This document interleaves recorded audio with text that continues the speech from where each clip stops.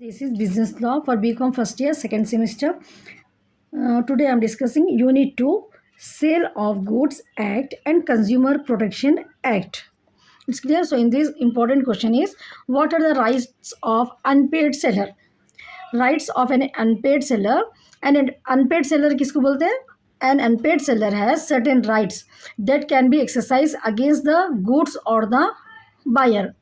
तो यहाँ पर राइट्स क्या है अनपेड सेलर के? Unpaid seller has certain rights रहते हैं उनको एक्सरसाइज करने के लिए अगेंस्ट द गुड्स और the buyers. So unpaid seller बोले तो कोई सेलर कुछ अमाउंट मतलब कुछ गुड्स सोल्ड कर देते लेकिन अभी उनको अमाउंट नहीं रिसीव था. सपोज अब यहाँ पर मिस्टर ए है, mister A sold a speaker to mister B. ठीक है, mister B issued a cheque. तो mister B instead of paying the amount of the speaker he paid a cheque to mister A. ठीक है, mister B buyer है, mister A seller है. तो उन्होंने क्या करे, वो स्पीकर के अमाउंट देने के बजाय एक चेक दिए. मिस्टर ए क्या करे, वो चेक को बैंक में डाले लेकिन बैंक में वो चेक डिसऑनर्ड हो गया.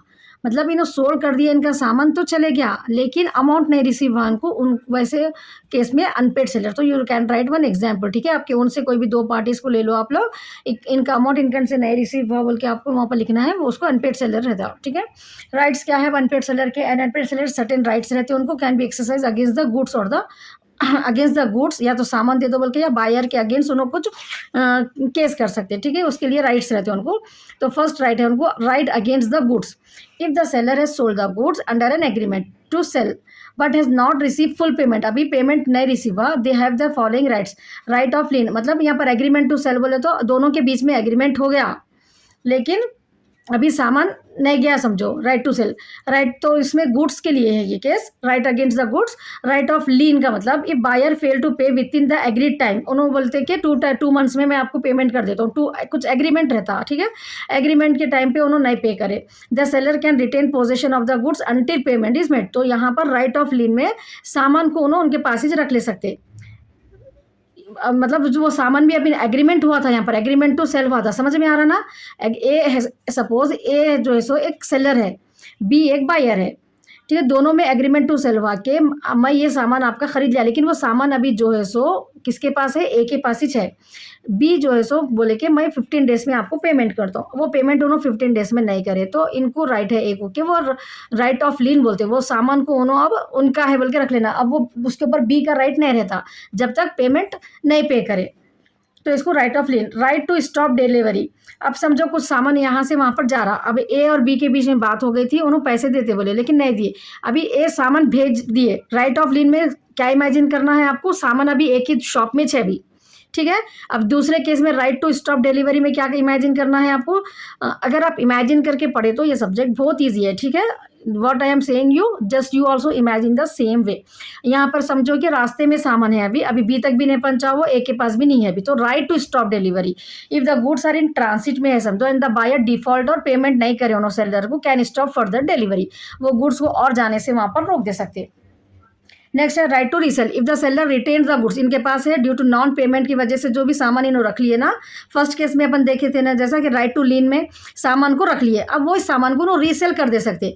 If the seller retains the goods due to non payment की वजह से जो सामान सेलर के पास है, they have the right to resale them after giving reasonable notice. दे देने के बाद ओरिजिनल बायर को वो उसको सेल कर सकते. तो ये 3 पॉइंट्स आपको लिखने का है.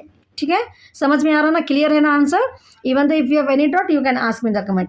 Now next we have right against the buyer. अब यहाँ पर गुड्स को ये 3 चीजें कर सकते थे उन्होंने. नेक्स्ट क्या है? Right against the buyer. If the goods have already been delivered, यहाँ पर गुड्स दे दिए. ठीक है, and use by the buyer, use भी कर लिया, the seller can take legal action. First case में क्या हुआ था? गुड्स अभी सेलर के पास था, अगर रास्ते में था तो उसको रोक लिए थे, उसके बाद रीसेल करने का था. अब यहाँ पर अगेंस्ट बायर के अगेंस्ट भी राइट रहता है. तो कब होता है ये राइट? जब सामान ऑलरेडी डिलीवर कर दिए, बायर यूज भी कर लिए उसको, और अब सेलर जो है सो लीगल एक्शन ले रहे. तो फर्स्ट एक्शन क्या ले सकते हो? Suit for price. The seller can file a case to recover the price of the delivered goods. जो भी गुड्स का प्राइस रहता ना, जो भी सामान का, वो सामान के प्राइस के लिए उन्होंने उनके अगेंस्ट, बायर के अगेंस्ट केस कर सकते कि वो अमाउंट उनको रिटर्न दे दो. Suit for interest on price. अब if the payment is delay हो गई, the seller can claim both due amount और इंटरेस्ट के लिए भी क्लेम कर सकते हो उन्होंने. ठीक है। अब सपोज 1,00,000 रुपीज़ तक का आने का था उनको, तो 1,00,000 3 मंथ्स तक वेट करे उन्होंने नहीं आया। 1,00,000 का 3 मंथ्स का इंटरेस्ट जो होता है ना, विथ इंटरेस्ट भी जो है सो शूट कर सकते हो ना, केस कर सकते बायर के अगेंस्ट में। पहले तो प्राइस के लिए कर सकते हैं, दूसरा इंटरेस्ट के साथ के लिए भी कर सकते हैं, प्राइस के साथ interest. Next, suit for deficiency in resale price. If the goods are resold at a lower price, the seller can sue the original buyer for the difference. अब सपोज एग्जाम्पल गोल्ड का price ले, example gold ले लेंगे अपन।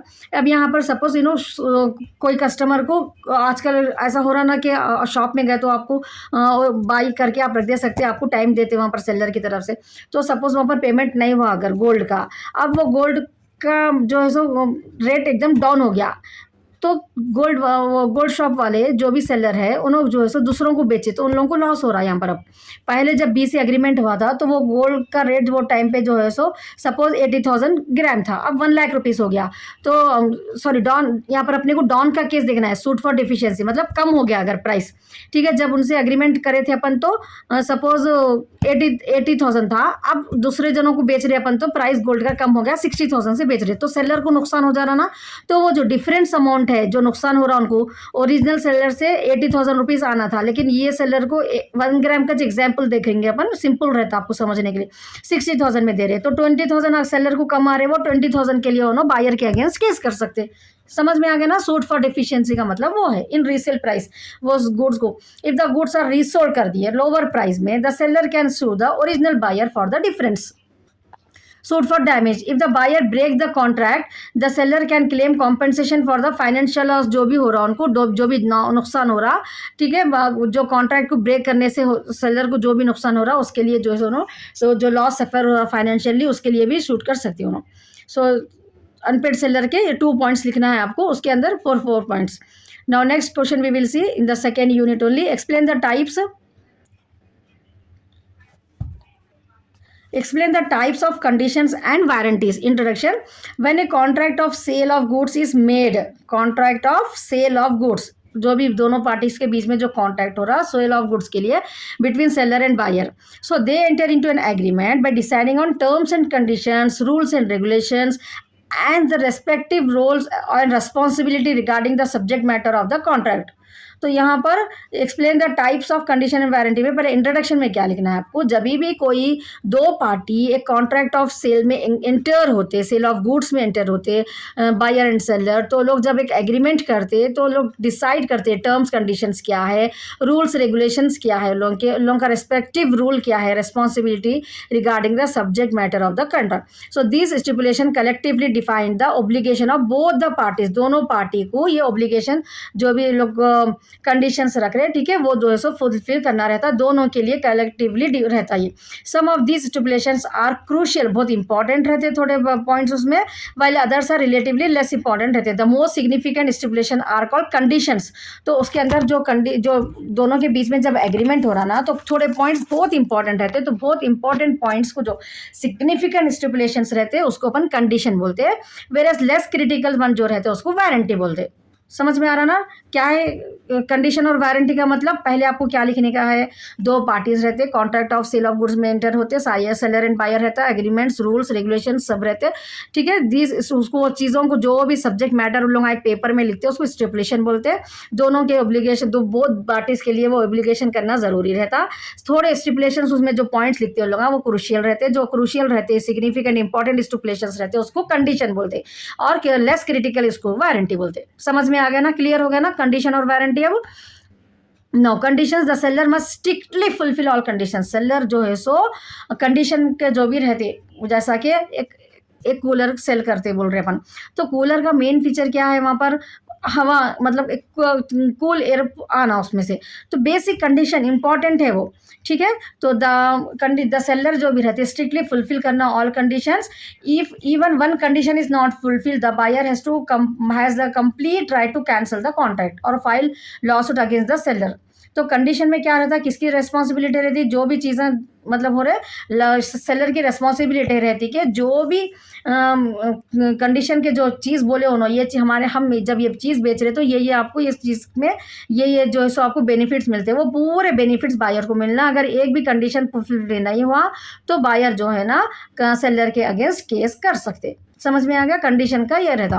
Warranty में if the seller fail to fulfil a warranty अगर fulfil नहीं करे no the buyer can not cancel the contract, cancel नहीं कर सकते। ठीक है, ऊपर के उसमें क्या देखिए अपन, has the complete right to cancel the contract. Condition अगर नहीं, बेसिक चीजें रहते, कंडीशन वो तो बहुत इंपॉर्टेंट क्रूशियल रहते। ठीक है, वारंटी में क्या है, यहाँ पर दूसरे चीजें रहते, लेस इंपॉर्टेंट चीजें रहते। तो यहाँ पर buyer can not cancel the contract, warranty के जो चीजें बोले सेलर उनको वो फुलफिल अगर नहीं करे तो कॉन्ट्रैक्ट कैंसिल नहीं होता, but has the right to issue for damages and claim for compensation. लेकिन उनके अगेंस्ट जो सो केस कर सकते जो भी डैमेज, जो भी नुकसान हुआ उसकी वजह से। नेक्स्ट है अपने को types of conditions and warranties. Conditions and warranties under the sale of goods act 1930 are classified into two types के रहते। एक है एक्सप्रेस कंडीशन एंड वारंटी और दूसरा है implied conditions and warranty. It's clear? Condition and warranty के बारे में पढ़ रहे ना अपन, तो ये कितने टाइप्स के रहते हैं? दो टाइप्स के रहते, express condition and warranty and implied condition and warranty. Now we will see in detail what is express condition and warranties.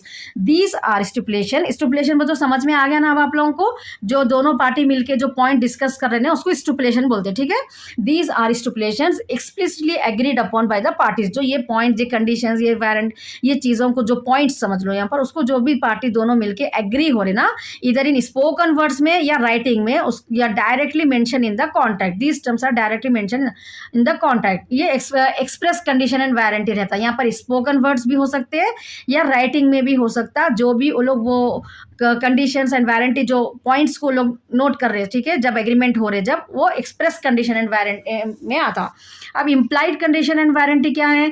This stipulations are not explicitly stated in the contract में नहीं रहते, but are understood to be included based on the nature of the transaction. They are implied by law के सामने implied रहता वो trade, customer और business practices में। तो इम्प्लाइड बोले तो बोलने की जरूरत नहीं है, लेकिन ऑटोमेटिक ये चीज़ें रहते। ठीक है, अब मैं आपको एक कूलर सोल्व कर रही हूँ, तो मैं इम्प्लाइड कंडीशन क्या है, आपको बेसिक वहाँ पर मैं चाहे बोलो या नहीं ना बोलो, आपको कूलर में से आपको जो सो एक कूल एयर आना ज़रूरी है।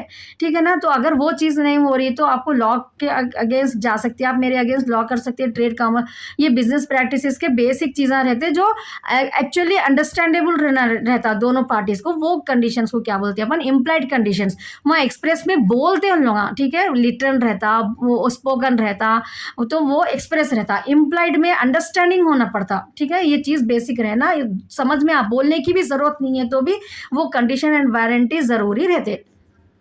तो इम्प्लाइड कंडीशंस क्या रहते हैं? Conditions of the title and ownership, section 4 sale of the goods at condition of the title and ownership. Next है the seller must have a legal right, जो बेच रहे ना उनको लीगल राइट है ना वो चीज़ की उनके पास, to sell goods at the time of contract. If the seller does not have ownership is नहीं है, the buyer has the right to cancel the contract.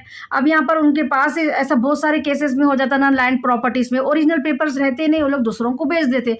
तो यहाँ पर वही पॉइंट है इम्प्लाइड कंडीशन। वो तो जब एक कॉन्ट्रैक्ट में ए जो है सो बी के साथ कॉन्ट्रैक्ट में एंटर हो रहे लैंड बेचने के लिए, तो बी को राइट है कि ए के पास चेक करना उनके डॉक्यूमेंट है या नहीं, ओनर है बोल के डॉक्यूमेंट है ना, नहीं तो बी कैंसिल कर देते कॉन्ट्रैक्ट को। सो केस लॉ देखेंगे अपन यहाँ पर एक, Rowland versus Divall. A person unknowingly bought a stolen car. When the true owner claimed it back, the court ruled that the buyer should be refunded and the car should be returned to its rightful owner. तो यहाँ पर एक case में unknowingly, अब एक car ले ली हो, एक पर्सन समझो, ए की कार, एक्चुअली कार वो ए की है, बी जो है सो एक एक्चुअली कार किसकी है, वो ए की है। बी क्या करे, वो कार को चुरा लिए ए के पास से, बी चुरा के उसको सी को बेच दिए। ठीक है, वैसा ही है रोलैंड वर्सेस डेवल में। तो यहाँ पर जो है सो अननोइंगली सी को मालूम नहीं है कि ओनर है या नहीं है, सी खरीद लिया वो कार। अब जो ए जो ओरिजिनल ओनर है उन्होंने केस करे, तो कोर्ट क्या बोल रहे हैं कि बी जो है ना वो अमाउंट जो है सो सी को रिफंड कर देना, और सी जो है सो वो कार ए को दे देना। समझ में आ? वही है, a person unknowingly bought a stolen car, see है यहाँ पर मैं जो एग्जाम्पल। व्हेन द ट्रू ओनर कौन है? ए है। should be refunded when the true owner claimed it back, the court ruled that buyer should be refunded, buyer उनको पैसे दे देना, and the car should be return to its right owner. ये जो है सो अपने को एक केस था। In condition and description section फी सेल ऑफ गुड्स एक्ट में सेक्शन 15 में, if goods are sold by description they must be match the stated description. अब डिस्क्रिप्शन में रहता है ना, ये कंडीशंस रहती है। अब बहुत सारे अवन के साथ ऐसा धोखा हो जाता है, ठीक है। डिस्क्रिप्शन में कुछ पॉइंट्स रहते हैं, लेकिन घर को लाने के बाद अपने को वो फंक्शन नहीं करता, ठीक है। ऐसा इलेक्ट्रॉनिक आइटम्स में बहुत सारे हो जाता। तो condition of description section 15 sale of goods act में है कि जो भी डिस्क्रिप्शन में लिखे हुआ है वो मैच होना, ठीक है, stated in the description. Next, if they do not the buyer can cancel the contract. तो अगर डिस्क्रिप्शन मैच नहीं हो रहा तो बायर कॉन्ट्रैक्ट कैंसिल कर दे सकता, ठीक है। एग्जाम्पल यहाँ पर एक शेपर्ड एंड वर्सेस केन। तो ये केसेस लिखे तो आपको ये नेम्स याद रख के सेम ऐसी पॉइंट्स लिखना आप बी लॉ में कंपलसरी है। A manufacturer was instructed to make boards using iron sheets use करो एंड कॉपर वायर यूज करो। बोले इंस्टेड क्या करा उन्होंने, आयरन शीट्स के बजाय वुडन लॉग यूज करा उन्होंने। The buyer was entitled to cancel the contract as the good did not match the description. उन्होंने डिस्क्राइब करे कि मेरे को ये चीज़ें होने का है, ठीक है, ये चीज़ इससे बनाओ बोल के, लेकिन वहाँ पर जो है सो उन्होंने दूसरा वुडन लॉग्स यूज करे तो कॉन्ट्रैक्ट कैंसिल कर दे सकते। बायर को राइट है वो कॉन्ट्रैक्ट कैंसिल करने के लिए। नेक्स्ट है कंडीशंस ऑफ सैंपल। अब सैंपल जो बताते हैं सेक्शन 16 में क्या है कि सेल ऑफ गुड्स एक्ट में लिखी हुआ है कि if the goods are sold based on sample, ठीक है, सैंपल बता के जो बल्क क्वांटिटी में गुड्स देते ना अपने को, एग्जांपल राइस होता, the bulk quantity must be match with the sample. तो वैसा जो है सो बहुत सारे बड़े बड़े कॉन्ट्रैक्ट जो रहते हैं ना, पहले सैंपल चेक करके बायर जो है सो ना ऑर्डर पे देती वहाँ पर। So if there is a significant difference हो गया the buyer can reject the goods. अगर थोड़ा भी गुड्स में उसमें जो सैंपल में और इसमें जो एक्चुअली रिसीव करे उसमें अगर चेंजेस अगर आ गए तो बायर जो है सो कॉन्ट्रैक्ट कैंसिल कर दे सकते। केस लॉ है इसके लिए एक case law, Modi versus Gregson. A bar owner, bar के ओनर है, purchase brandy after examining a sample. एक सैंपल एग्जाम करके उन्होंने जो है सो ना ऑर्डर करे। The delivered brandy was different from the sample. उन्होंने जो देखे थे उसका कलर में उसके टेस्ट में शायद हो सकता वो डिफरेंट आ गया। So the buyer cancel the contract. The court rule in favour of the bar owner. तो यहाँ पर बार ओनर के बीच केस जीते वो। अब कॉन्ट्रैक्ट कैंसिल करे बोल के जो अदर पार्टी थी उन्होंने केस करे तो कोर्ट किसके फेवर में रिप्लाई दिए, बार ओनर के, क्योंकि goods should be match with the sample. ये जो है सो सेल ऑफ गुड्स एक्ट के उसमें सेक्शन 16 में लिखे हुआ है कि conditions of sample should be match with the actually delivered goods. Now next we will see conditions of quality and fitness, section 16 में है ये भी।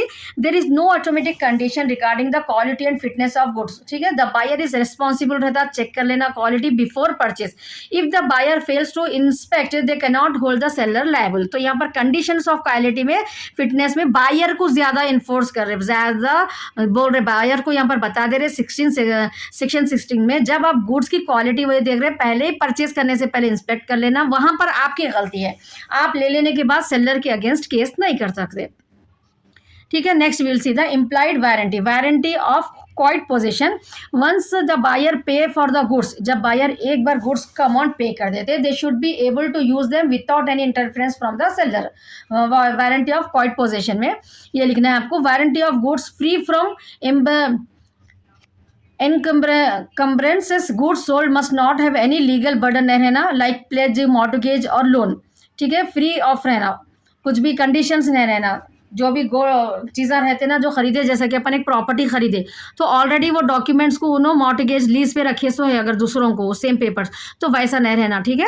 If these are any encumbrances the seller must disclose them to the buyer. अगर ऐसा कुछ है तो seller पहले बायर को बता देना। वारंटी के पॉइंट्स में ये लिखना है आपको, warranty regarding of sale of dangerous goods, goods sold must be safe रहना बायर के लिए।